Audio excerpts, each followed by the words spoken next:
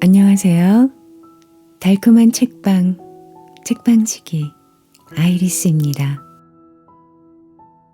오늘은 톨스토이의 걸작 소설 안나 카레니나 두 번째 시간입니다. 이 소설은 영화로도 여러 번 제작되었는데요. 1948년에 비비안 레이, 1997년에는 소피 마르소, 2012년에 키이라 나이틀리 등등 당대 최고의 여배우들이 안나 역을 맡았습니다. 그 중에서도 저의 마음을 사로잡는 건 역시 소피 마르소의 안나 카레니나였습니다. 여러분들도 영화를 꼭 찾아보시길 권해드려요.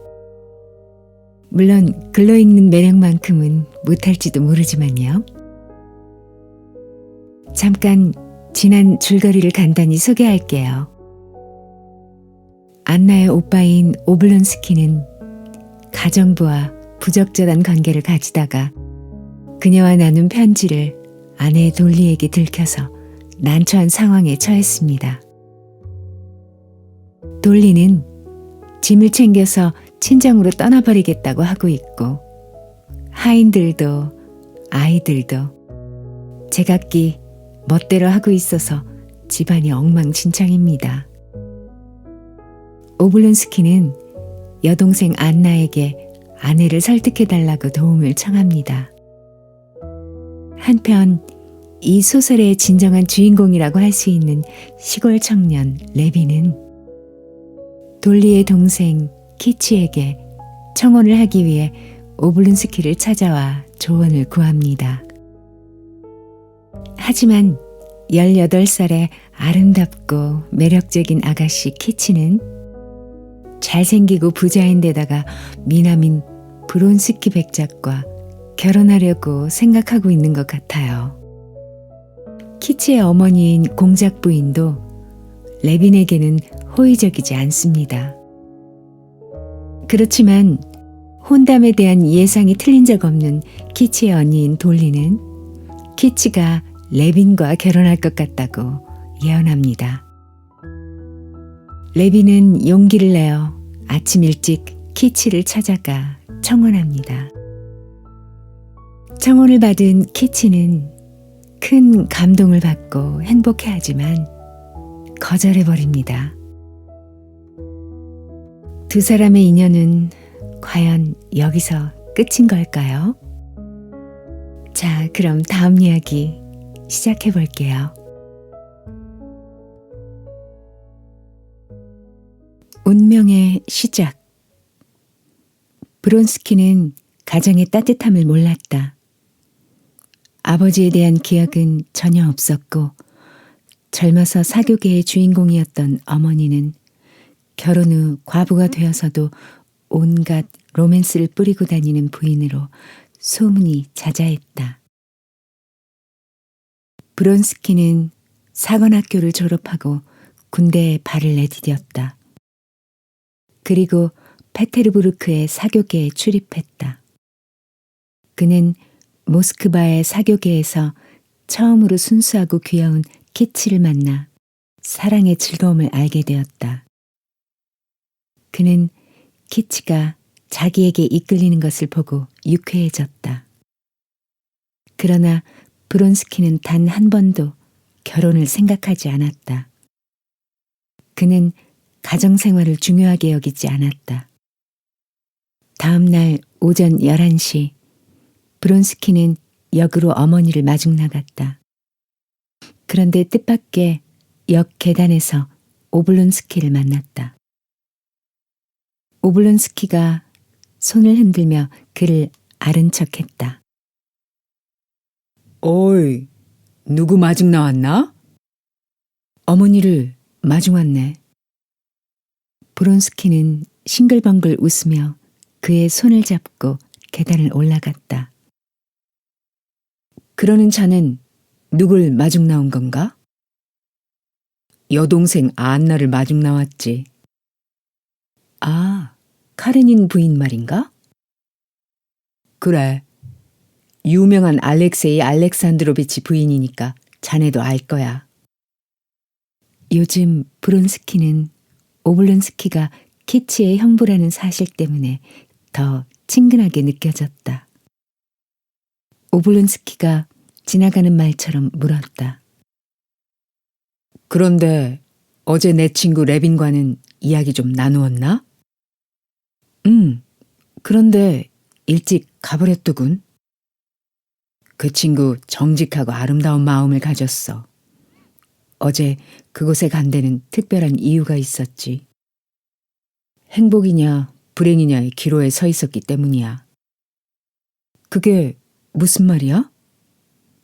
어제 자네 처제 키치에게 청혼이라도 했단 말인가? 아마 그랬을 거야. 그랬군. 그런데 나는 자네 처제가 좀 더 좋은 배우자를 만나야 한다고 생각해. 말을 하고 난 브론스키는 가슴을 쫙 펴고 걸었다. 그때 멀리서 기적 소리가 들렸다. 조금 뒤 플랫폼이 진동하며 기관차가 들어왔다. 브론스키는 오블론스키와 나란히 플랫폼에 서 있었다. 몸놀림이 재빠른 차장이 다가와 말했다. 브론스키 백작 부인이 이 열차를 타고 오셨습니다. 브론스키는 어머니를 존경하지도 않고 사랑하지도 않았다. 그렇지만 겉으로는 순종했다. 브론스키는 차장을 따라 객실 안쪽으로 들어가다 안에서 나오는 귀부인에게 길을 비켜주었다. 부인의 차림새로 보아 상류사회에 속하는 여인임을 금방 알 수 있었다. 그는 가볍게 인사하고 안으로 들어가려다가 문득 그녀를 돌아보고 싶어졌다. 그녀가 지나칠 때 뭐라 말할 수는 없지만 특별한 부드러움과 사랑스러운 표정이 인상적이었기 때문이다. 브론스키가 뒤를 돌아보는 순간 그녀도 뒤를 돌아보았다. 그녀의 빛나는 두 눈과 빨간 입술 사이로 번지는 미소가 온몸에 흘러 넘치는 듯 했다. 브론스키는 객실 안으로 들어갔다. 야윈 백작 부인이 그를 바라보며 미소를 짓고 있었다. 백작 부인은 자리에서 일어나 가방을 시녀에게 맡기고 아들에게 손을 내밀었다. 전보는 받았니? 별일 없지? 네. 여행 중에 불편하지는 않으셨어요? 브론스키는 말은 그렇게 했지만 사실 창문 밖에서 들리는 귀부인의 목소리에 더 귀를 기울였다. 이곳에 오빠가 계시는지 알아봐 주세요. 그 부인은 열차 입구에서 안내원에게 누군가를 찾아달라고 부탁하고 다시 객실로 들어왔다. 브론스키 백작 부인이 귀부인에게 말했다. 오빠를 찾았소? 브론스키는 그제야 그 귀부인이 카레닌 부인이라는 걸 알았다. 오라버니께서 와 계십니다. 브론스키는 일어서서 인사하며 말을 이었다. 몰라봐서 죄송합니다. 전에 한번 뵌 적이 있는데 기억 못하실 겁니다.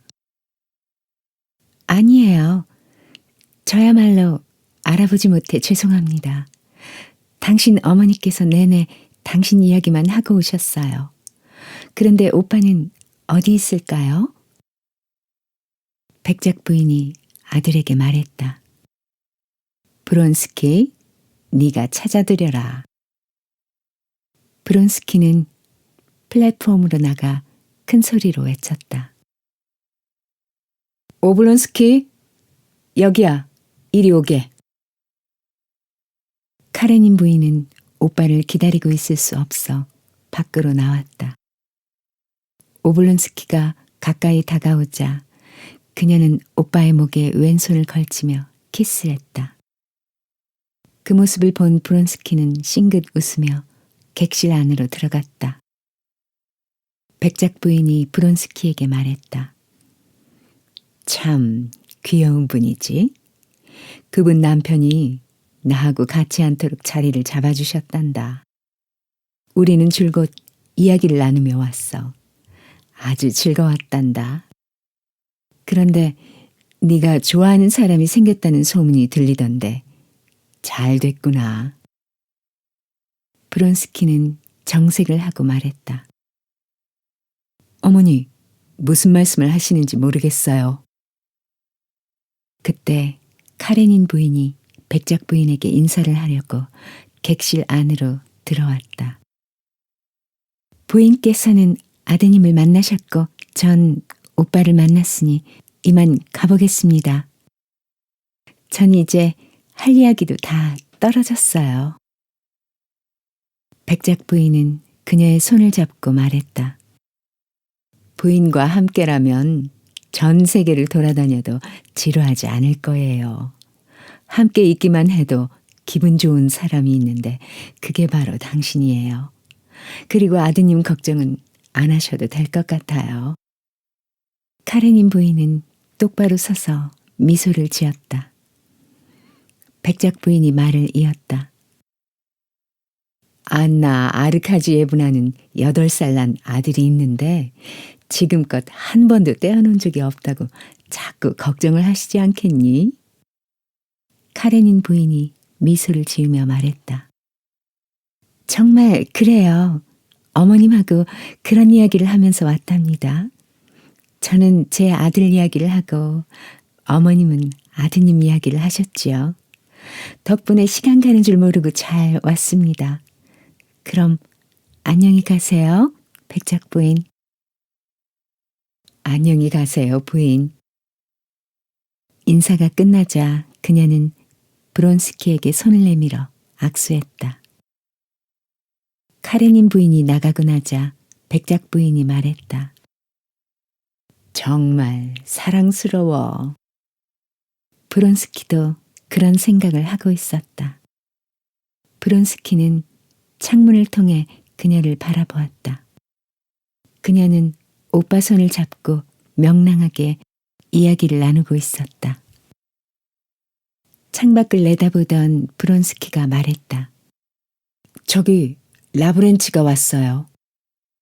하인이 백작 부인을 모시러 온 것이다.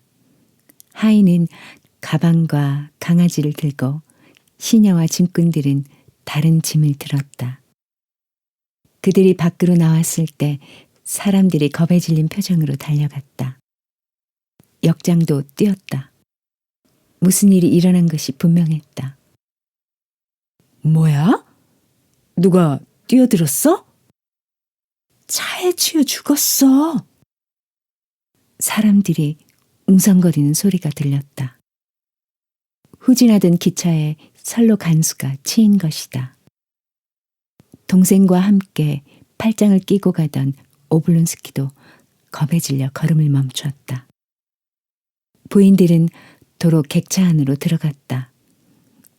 오블론스키와 브론스키가 시체를 보고 몹시 괴로운 표정으로 돌아왔다. 오블론스키가 금세 눈물을 쏟을 듯한 표정으로 말했다. 끔찍한 일이야. 안나, 네가 보았더라면 백작 부인도 안 보시길 잘하셨어요. 차마 눈 뜨고 볼 수 없었어요. 그 사람의 부인도 거기 있었는데 제정신이 아니었어요. 혼자 가족들을 벌어먹였다는데 큰일이군요. 카레닌 부인이 속삭이듯 나지막히 말했다. 그 여자를 위해 할 수 있는 일이 없을까요? 브론스키가 그녀를 바라보더니 객차에서 내리며 말했다. 어머니, 잠깐 다녀올 때가 있습니다. 백작 부인은 초조하게 아들을 기다렸다. 이윽고 브론스키가 돌아왔다. 자, 이제 갑시다. 그들은 함께 밖으로 나왔다. 그들이 역 출구까지 나왔을 때 뒤쫓아온 역장이 브론스키에게 말했다. 당신이 200루블을 건네주셨지요? 그 돈을 누구에게 주시는 건지요? 브론스키가 어깨를 으쓱하며 말했다. 방금 남편을 잃은 설로 간수의 부인에게 전해주세요. 오블론스키가 대견하다는 듯 브론스키를 치켜 세웠다. 자네가 위로금을 냈군. 참 잘했어. 자넨 훌륭한 친구야. 이윽고 그들은 헤어졌다. 오블론스키는 안나와 함께 마차에 올랐다. 그는 안나를 돌아보았다. 눈물을 참고 있는 안나의 입술이 떨렸다. 안나, 왜 그래? 불길한 생각이 들어요. 쓸데없는 소리 하지 마라. 네가 여기 온 게 중요한 거야. 내가 너를 얼마나 믿고 있는지 아니?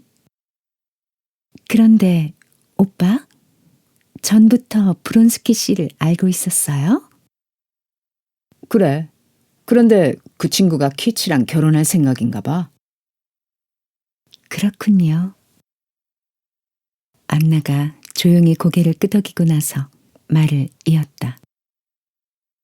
이제 오빠 이야기를 해보세요. 오빠 편지를 받고 이렇게 달려왔으니까요. 그래. 모두 이야기할게. 네가 유일한 희망이야.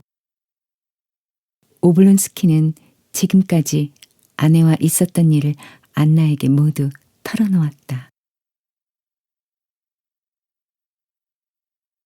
배신.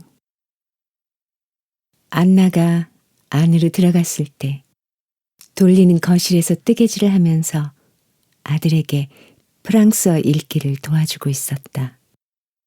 돌리는 어제 하인에게 시누이가 오든 말든 상관없는 일이라는 걸 남편에게 전하라고 해놓고도 시누이를 맞을 준비를 했다. 심지어 가슴이 두근거리기까지 했다.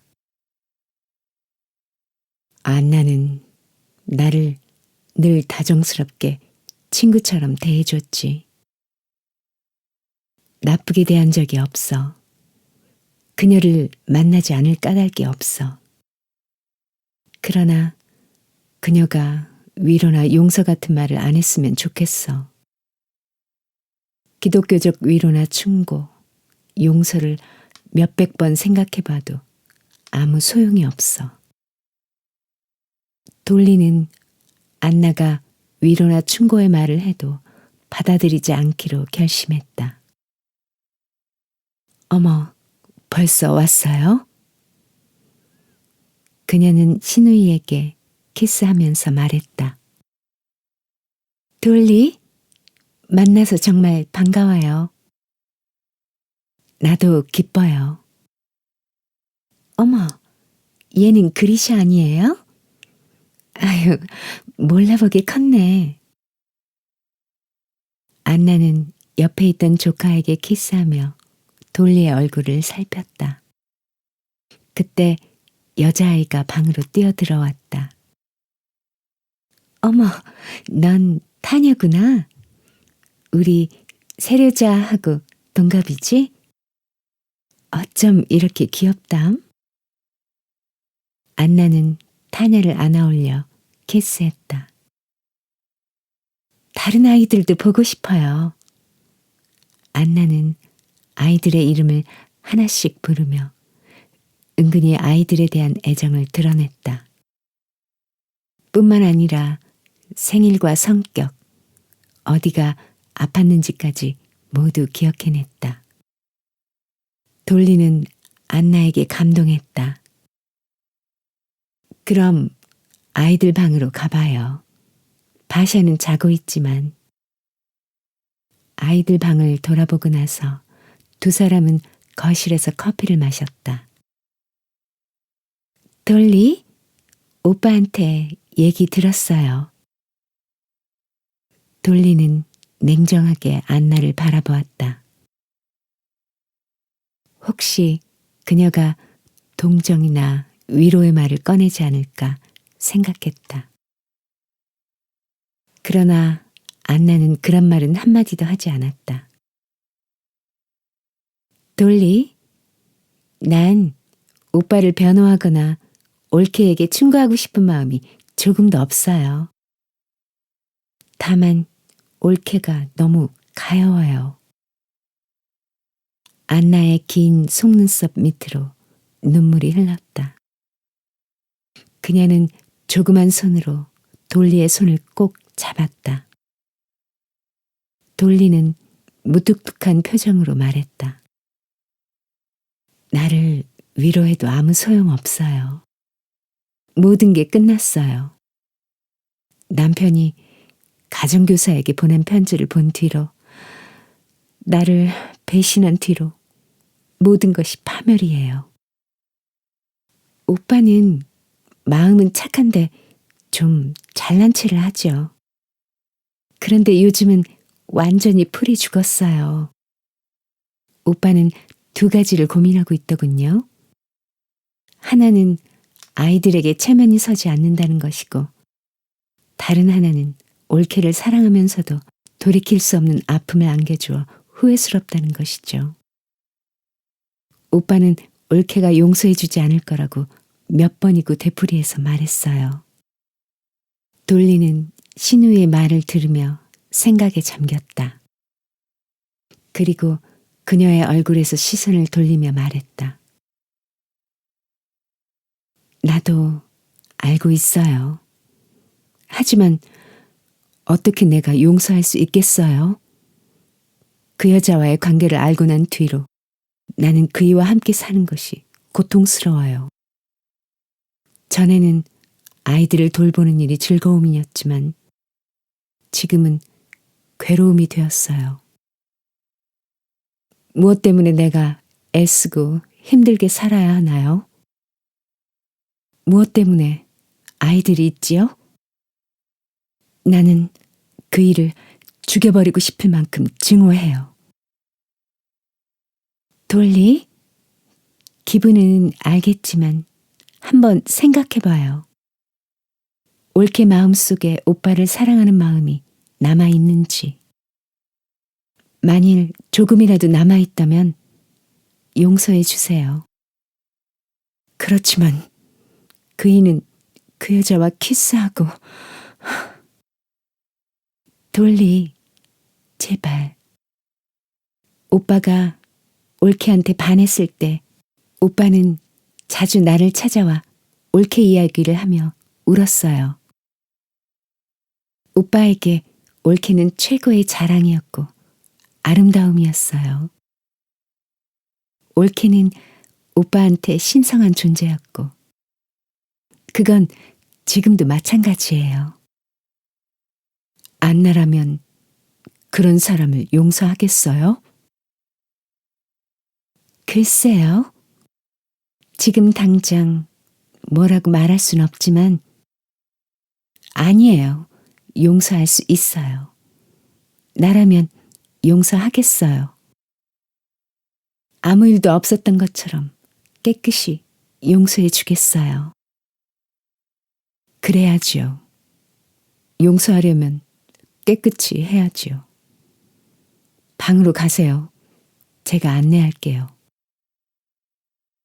돌리는 자리에서 일어나 안나를 껴안으며 말을 이었다. 안나, 와줘서 얼마나 다행인지 몰라요. 덕분에 마음이 개운해졌어요. 안나는 그날 하루를 오블론스키의 집에서 보냈다. 몇몇 아는 사람들이 찾아왔으나 아무도 만나지 않았다.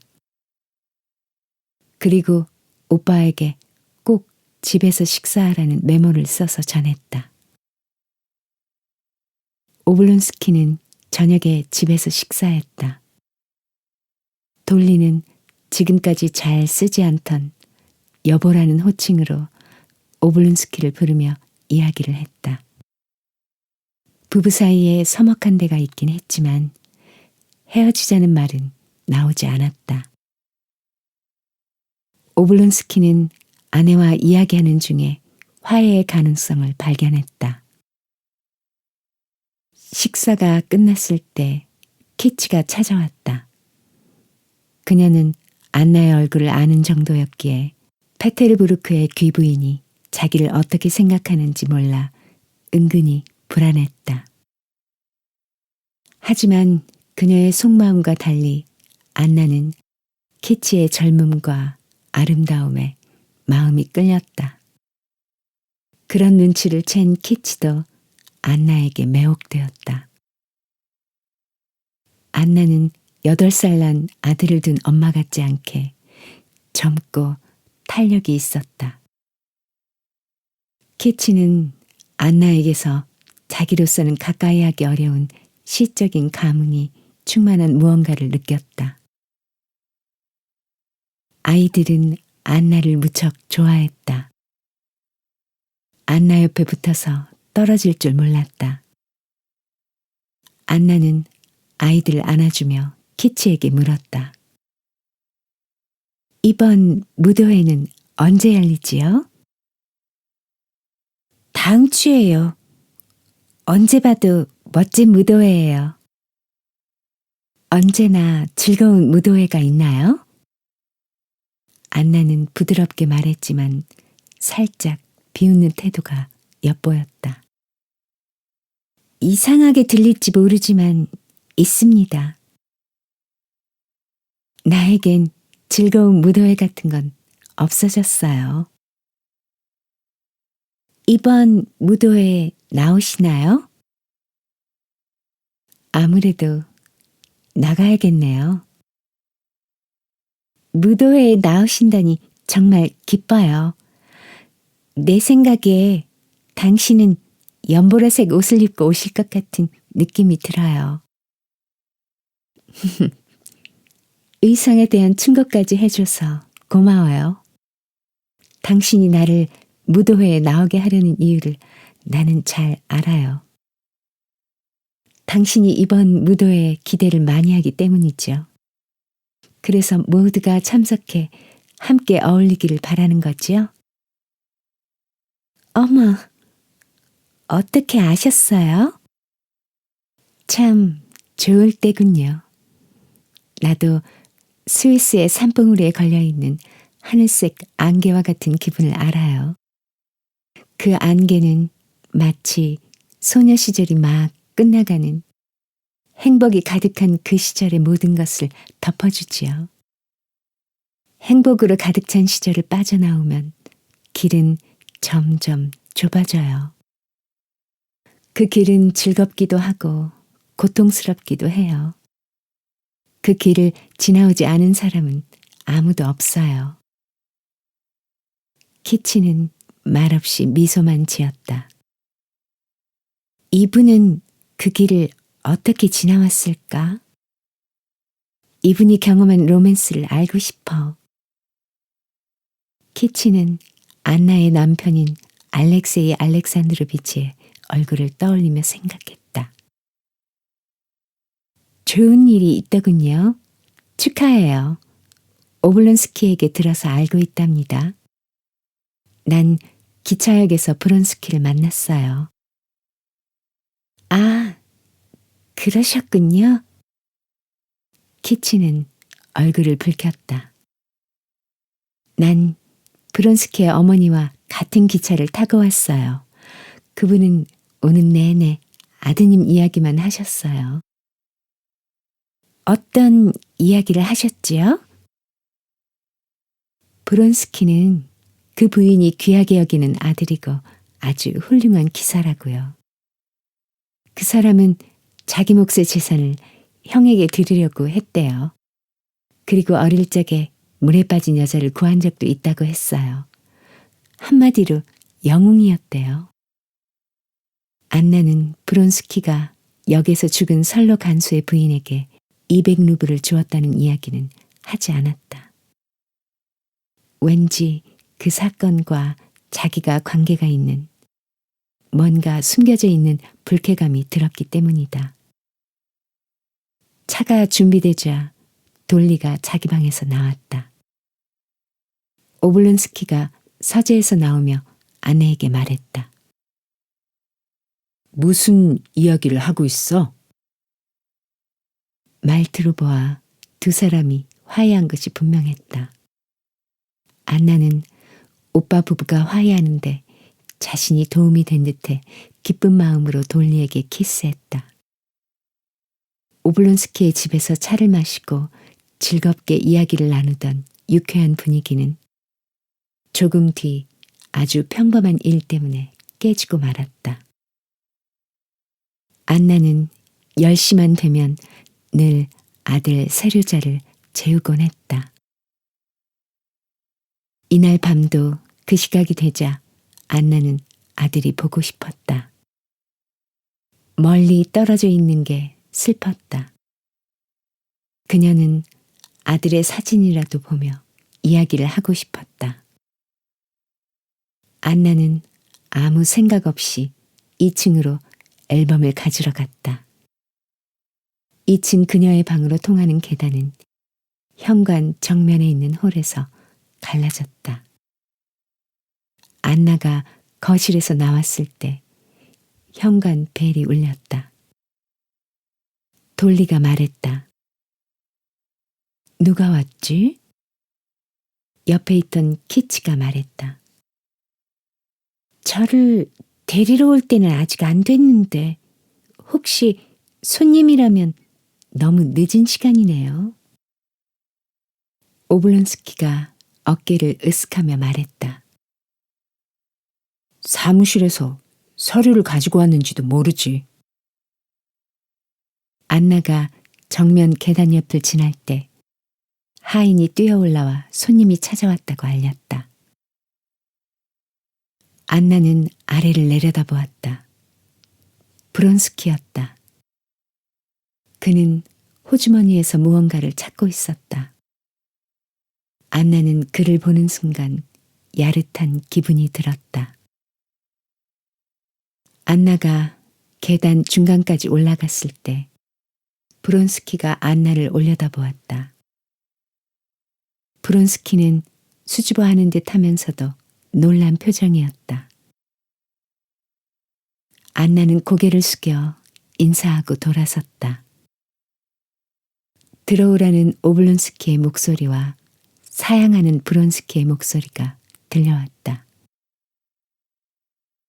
안나가 앨범을 가지고 돌아왔을 때 브론스키는 각오 없었다. 오블론스키가 말했다. 그 친구 몇 번이나 들어오라고 해도 안 들어오네. 이상해. 키치는 브론스키가 들어오지 않는 이유를 나름대로 생각했다. 그분은 우리 집에 갔다가 내가 없으니까 여기 있을 거라고 생각하고 온 거야. 그런데 시간도 늦고 안나도 있으니까 그냥 돌아간 거야. 키치는 스스로 만족하며 얼굴을 붉혔다. 모두들 잠깐 동안 말이 없었다. 그러다 안나가 가져온 앨범을 보기 시작했다. 그렇지만 브론스키가 무도회에 대한 의논을 하러 늦은 시간에 찾아왔다가 들어오지도 않고 그냥 가버리자 썩 개운하지는 않았다. 안나도 좋지 않은 예감이 들었다. 무도회장은 갖가지 아름다운 꽃으로 장식하고 조명도 눈부시게 밝았다. 무도회가 막 시작되었을 때 키치는 어머니와 함께 안으로 들어섰다. 홀 여기저기서 여자들의 드레스 스치는 소리가 났다. 다른 홀에서 오케스트라의 바이올린 선율이 첫 왈츠를 연주했다. 올림머리에 장미꽃을 꽂고 장밋빛 속옷 위에 망사 명주 레이스 옷차림을 한 키치가 무도회장에 들어서자 왈츠를 추자는 청이 들어왔다. 무도회의 지휘관은 의전관 예고르시카 코르순스키였다. 키치는 그의 어깨 위에 손을 얹고 음악에 맞추어 경쾌하게 춤을 추기 시작했다. 왈츠를 잘 추시는군요. 코르순스키의 칭찬에 키치는 방긋 웃으며 무도회장을 둘러보았다. 의정관의 부인과 저택의 여주인, 오블론스키와 안나를 비롯한 여러 사람이 보였다. 조금 뒤 의전관이 말했다. 한 곡 더 추실까요? 고맙습니다만 이젠 됐어요. 그럼 어디로 모셔다 드릴까요? 저기 카레닌 부인 옆으로 데려다 주세요. 그러지요. 코르순스키가 왈츠를 추면서 키치를 안나에게 데려갔다. 안나는 가슴이 깊게 패인 검정 벨벳 드레스를 입고 있었다. 그녀는 옷이나 화장이 수수했지만 우아하고 생동감 넘쳐 보였다. 안나 아르카지예브나, 왈츠 한 곡만 추실까요? 코르순스키의 청에 안나가 대답했다. 저는 될 수 있으면 춤을 추지 않으려고 해요. 그래도 오늘 밤은 안 됩니다. 코르순스키가 거듭 요청했다. 그때 브론스키가 다가와 안나에게 인사를 했으나 안나는 못 본 척 무시했다. 그렇게 말씀하시는데 거절을 못하겠네요. 안나는 코르순스키의 어깨에 손을 올렸다. 옆에 있던 키치는 안나가 왜 브론스키를 무시했는지 궁금했다. 브론스키는 키치와 몇 차례 왈츠를 추었다. 그들은 춤을 추면서도 별로 말이 없었다. 단 한 번 브론스키가 키치에게 레빈이 이곳에 왔느냐고 물은 뒤 자기는 레빈이 마음에 든다는 말만 했다. 그 말은 키치의 마음을 아프게 했다. 무도회장에서 키치는 안나의 타오르는 눈빛, 행복으로 떨리는 미소, 우아한 몸놀림을 보고 안나가 환희에 도취되어 있다는 것을 대번에 눈치챘다. 키치는 코르순스키의 구령에 따라 원을 만들거나 고리 모양의 사슬을 만들면서 계속 안나를 눈여겨보았다. 그녀를 환희에 적게 만든 사람은 누구일까? 키치는 그런 생각을 하면서 브론스키를 보았다. 그런데 안나의 얼굴에서 보았던 환희가 브론스키에게서도 느껴졌다. 냉정하고 침착한 브론스키는 간대없고 안나와 눈이 마주치기라도 하면 당장 무릎이라도 꿇을 것만 같은 표정이었다. 키치는 왠지 불안했다. 그녀는 객실의 구석으로 가서 안락의자에 앉았다. 그녀는 무서운 절망에 빠졌다. 그녀는 조금 전에 본 두 사람의 표정을 떠올리며 생각했다. 아무 일도 아닌데 내가 공연히 걱정하는 걸까? 어느 틈에 온 노르드스톤 백작 부인이 키치를 보고 말했다. 키치, 마주르카 안 추고 뭐해? 백작 부인은 자기와 함께 춤을 추던 코르순스키에게 키치와 마주르카를 추라고 부탁했다. 키치는 첫 번째 조에서 춤을 췄다. 브론스키와 안나는 그녀의 반대쪽에 있었다. 그들은 마치 커다란 무도회장에 두 사람만 있는 것 같은 착각에 빠져 있다는 것을 키치는 알았다. 안나가 미소 지으면 브론스키도 미소 짓고 안나가 생각에 잠기면 브론스키도 그랬다. 키치는 안나에게서 눈을 뗄 수 없었다. 검은색의 수수한 드레스를 입은 안나는 매혹적으로 보였다. 키치는 넋을 잃고 그녀를 바라보았다. 그녀를 보면 볼수록 괴로움이 커졌다. 키치는 마주르카를 출 때 브론스키와 마주쳤지만 그는 키치를 알아보지도 못할 정도였다. 키치는 춤추는 도중에 안나와도 만났다. 안나는 키치의 손을 잡으며 미소 지었으나 절망에 가득 찬 키치의 표정을 보고는 고개를 돌려 재미있다는 듯 다른 부인과 함께 깔깔거렸다. 키치는 생각했다. 이분은 아름답긴 하지만 우리와 다른 악마적인 그 무엇이 있어. 안나는 만찬에 참석하지 않으려 했다. 그러나 주인과 의전관이 그녀를 놓아주지 않았다. 안나가 웃으며 말했다. 전 돌아갈 거예요. 오늘 밤 무도회에서 춤을 너무 많이 추어 집으로 돌아가기 전에 조금 쉬어야겠어요. 브론스키가 아쉬운 듯 물었다. 내일 당장 떠나실 생각이세요? 네, 그러려고요. 안나는 어깨를 으쓱하며 말했다. 브론스키의 마음은 이미 안으로 감출 수 없을 만큼 활활 타오르는 듯 했다. 하지만 안나는 끝내 만찬에 참석하지 않고 돌아갔다.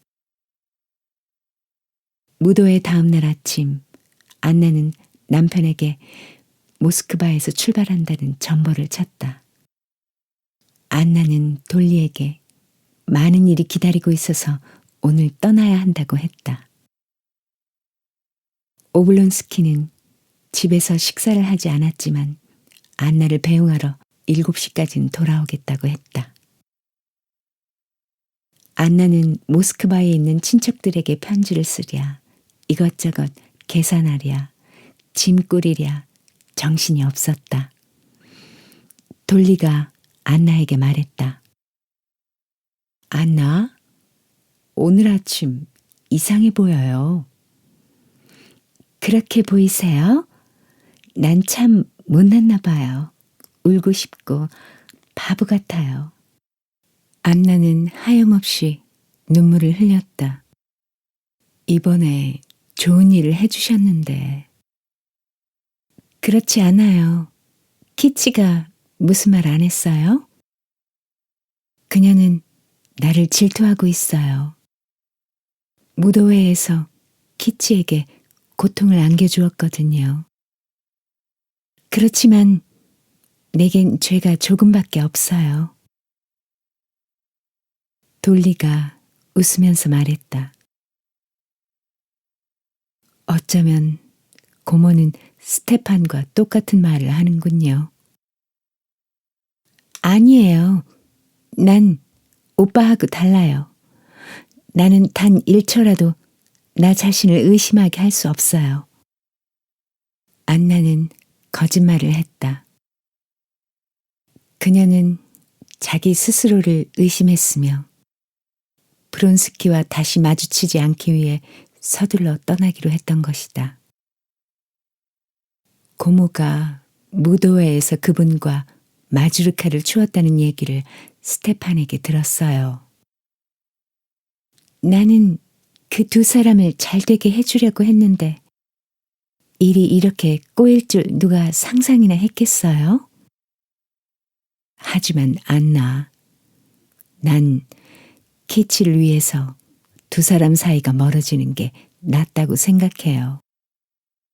단 하루 만에 누군가에게 마음이 끌리는 사람이라면 차라리 혼담이 깨지는 게 옳잖아요.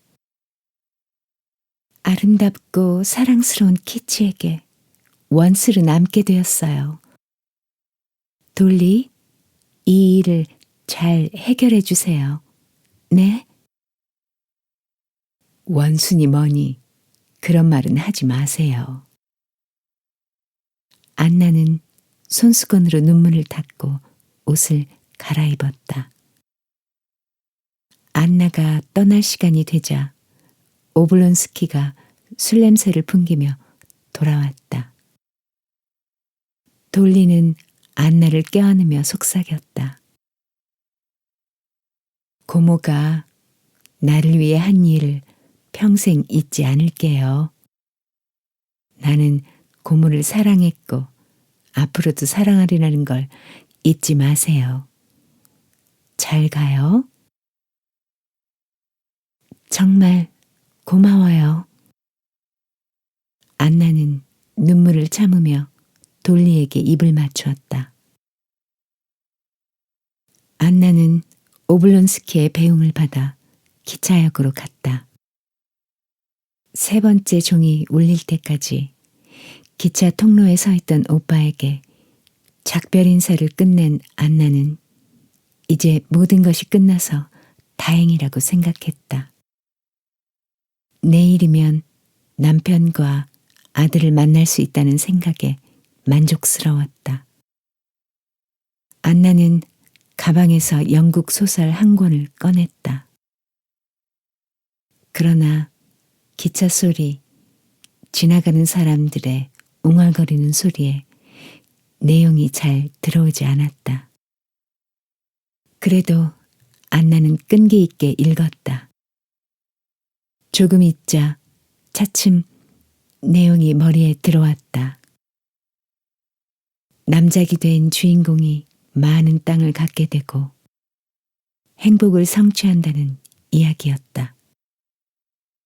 안나는 소설의 주인공 같은 사람과 그가 사는 곳으로 가고 싶었다.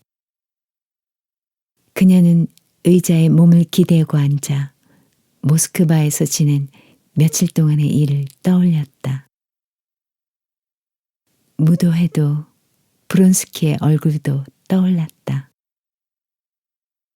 브론스키를 생각하자 마음속에서 따뜻하고 뜨거운 감정이 치밀어 그녀를 사로잡았다. 이 감정은 무엇일까?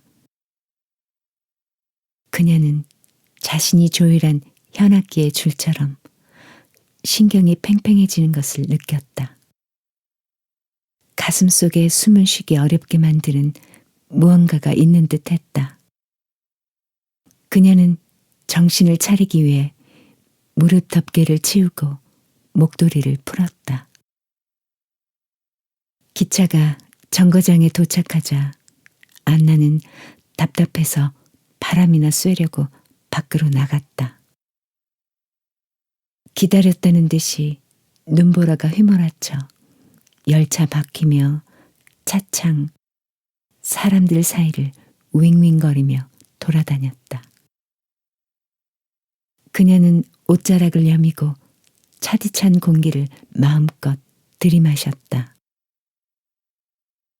그러고 나서 열차 안으로 들어가기 위해 난간의 손잡이를 잡았다. 그때 그녀 옆으로 군복을 입은 남자가 다가왔다. 브론스키였다. 그는 모자챙에 손을 대고 허리를 굽히며 말했다. 뭐 도와드릴 일 없습니까? 안나는 아무 말도 못하고 브론스키를 뚫어져라 쳐다보았다. 손잡이를 놓고 안나가 물었다. 당신이 타고 계신 줄은 몰랐어요. 왜 돌아가세요? 브론스키는 공손하게 말했다. 왜 돌아가냐고요? 당신과 함께 있고 싶어서 왔습니다. 저도 저를 어찌할 수가 없었습니다. 혹시라도 제 말이 불쾌했다면 용서해 주십시오. 그런 말씀 하시면 안 돼요. 지금 하신 말씀은 잊어주세요.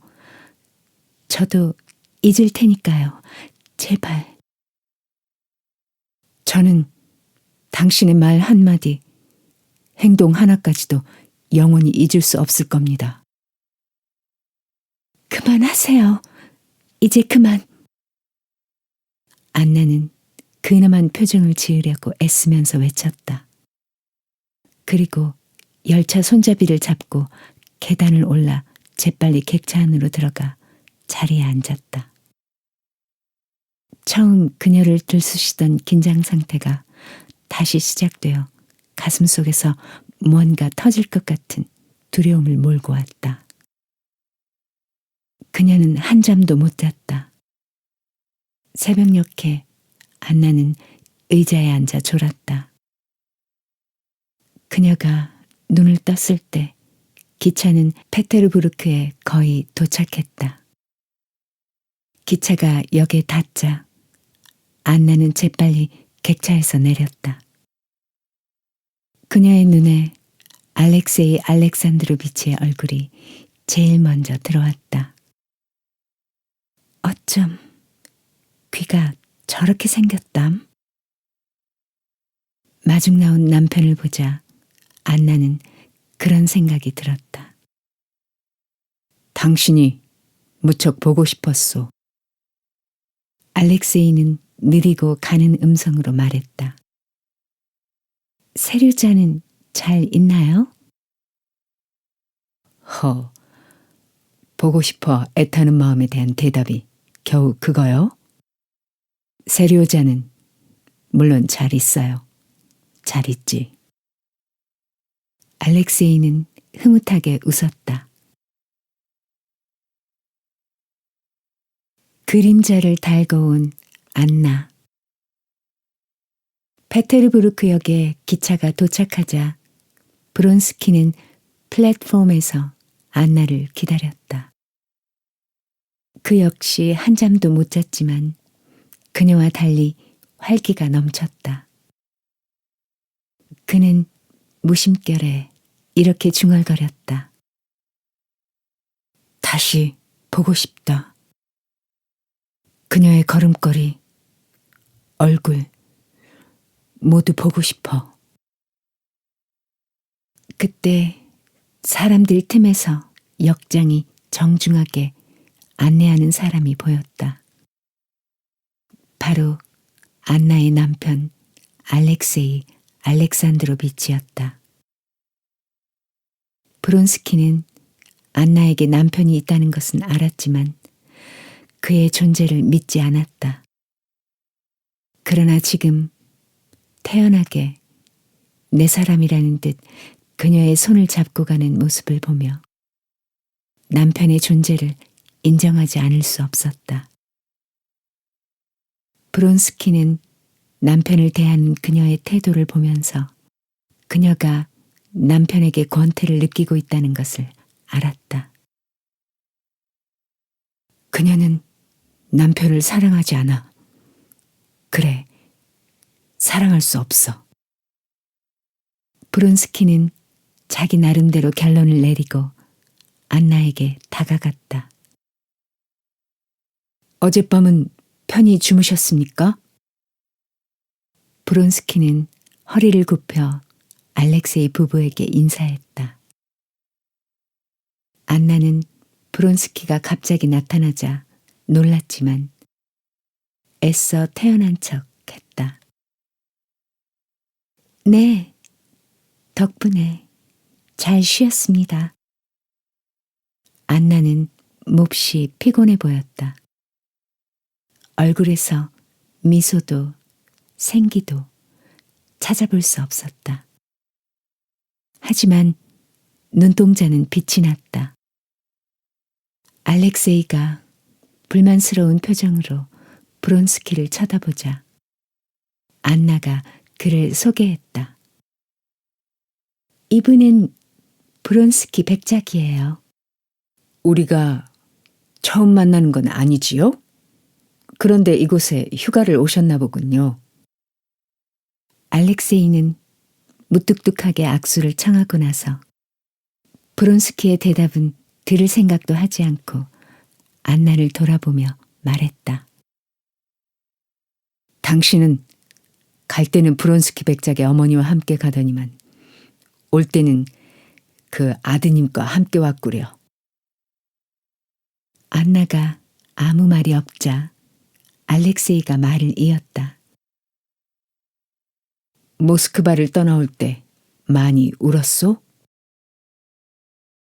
그의 말은 둘만의 시간을 갖고 싶다는 뜻이었다. 그러나 브론스키는 상관하지 않고 안나에게 말했다.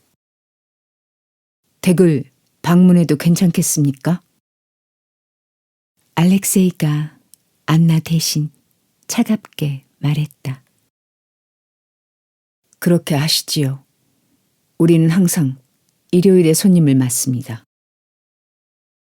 그들은 이윽고 작별 인사를 했다.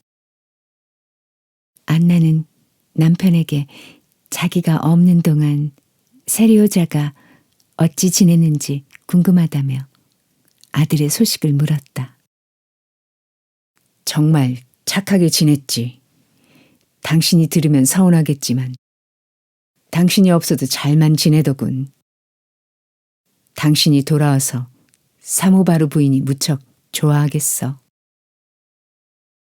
사모바르 부인은 리지아 이바노브나 백작 부인으로 사교계에서 꽤나 유명한 사람이었다.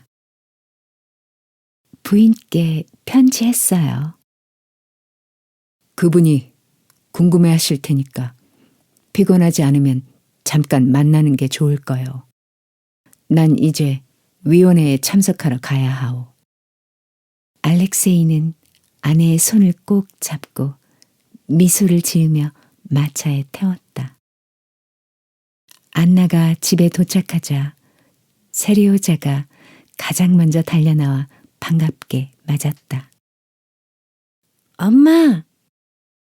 세리오자는 목에 매달리며 안나를 반겼다. 그러나 안나는 남편에게 느꼈던 환멸과 다르지 않은 감정을 아들에게도 느꼈다. 자기를 찾아온 리지아 이바노브나 백작 부인에게도 마찬가지였다. 안나는 따뜻하고 아름다운 감정 대신 평소에 느낄 수 없었던 좋지 않은 감정을 느꼈다. 백작 부인이 돌아가고 난 후 안나는 세리오자의 식사를 보살피기도 하고 집안 물건들을 정리하기도 하면서 전과 다름없는 주부의 생활로 돌아왔다. 겨울이 끝나갈 무렵 키치는 건강이 좋지 않았다. 스체르바츠키 집안에서는 날로 쇠약해져가는 키치의 건강을 보살피고 회복시킬 방안을 찾기 위해 의사와 상의했다. 공작 부인은 걱정스러운 얼굴로 물었다. 선생님, 사실대로 말씀해 주세요. 도대체 무슨 병인가요? 아무래도 결핵 초기 증상인 듯 합니다. 결핵이라고요? 잘 아시겠지만 결핵 초기 증상은 단정하기가 어렵습니다. 폐에 구멍이 나기까지 아무런 기미가 없으니까요. 그러나 증상이 전혀 없는 것은 아닙니다. 식욕부진이라든가 신경성 흥분 같은 증상이 나타납니다. 이런 병에는 정신적 안정이 필요하기 때문에 요양을 하셨으면 합니다. 의사가 돌아간 후 돌리가 찾아왔다. 돌리는 겨울이 끝날 무렵 딸을 낳았다. 이제 겨우 산욕기가 지났는데 키치의 일이 걱정되어 들른 것이다. 돌리는 키치가 요양을 하러 외국으로 가야 한다는 말에 한숨을 쉬었다. 옆에서 아버지가 키치에게 건강법을 알려주고 있었다. 그런데 키치, 너 말이다. 아침에 일어날 때마다 이렇게 말해봐라. 난 이제 건강하다. 기분도 좋다. 아버지와 아침 산책을 할 수 있다. 하고 말이야. 아버지는 아무 생각 없이 말했지만 키치는 당황했다. 아버지는 다 알고 계시면서도 이런 말씀을 하시는 거야. 부끄러워도 견뎌야 한다는 것을 내게 가르치기 위해서 이런 말씀을 하시는 거야. 키치는 울며 자기 방으로 들어갔다. 돌리는 자기가 중요한 역할을 해야 한다고 생각했다. 엄마, 전부터 말씀드리려고 했는데 못했어요. 지난번에 레빈이 키치에게 청혼하려고 왔었잖아요. 공작 부인은 처음 듣는다는 듯 말했다. 그게 무슨 소린지 난 처음 듣는 말이구나. 그런데 키치가 거절했나 봐요. 브론스키가 없었더라면 틀림없이 청혼을 받아들였을 거예요. 그 사람은 키치를 가슴 아프게 만들었어요. 제가 키치를 위로해 볼게요. 그래 주겠니? 나는 뭐가 뭔지 잘 모르겠구나. 돌리는 키치의 방으로 들어갔다. 키치, 너한테 할 말이 있어. 무슨 얘긴데? 네가 가슴 아파할 이야기야. 난 그런 일 없어. 키치의 얼굴이 싸늘해졌다. 돌리는 바로 본론으로 들어갔다. 브론스키는 네가 이렇게 가슴 아파할 가치가 없는 사람이야. 맞아, 언니. 그 사람은 날 무시했어요. 그러니 이젠 그만해요. 제발. 난 동정받기 싫어요. 난 슬프지도 않고 위로받고 싶지도 않아요. 키치는 떨리는 목소리로 말했다. 키치, 한 가지만 물어볼 테니 사실대로 말해줘. 레빈이 너에게 청혼했니? 키치는 레빈 이야기를 꺼내자 버클을 마룻바닥에 내던지며 소리쳤다. 레빈은 왜 들먹거리는 거예요? 언니가 왜 날 괴롭히는지 모르겠어요. 난 자존심이 강해서 언니처럼 바보 같은 짓은 안 해요. 난 나를 배신하고 다른 여자를 사랑한 남자는 절대로 받아들이지 않아요. 키치는 단숨에 말을 쏟아내고 돌리를 바라보았다. 돌리는 고개를 숙인 채 아무 말이 없었다. 키치는 언니를 보다가 쪼그리고 앉아 손수건에 얼굴을 묻었다. 잠깐 동안 침묵이 흘렀다. 돌리는 자신을 돌아보았다. 자신의 굴욕적인 생활이 늘 서글프던 참이었는데 동생에게 심한 말을 듣고 나니 가슴이 아팠다.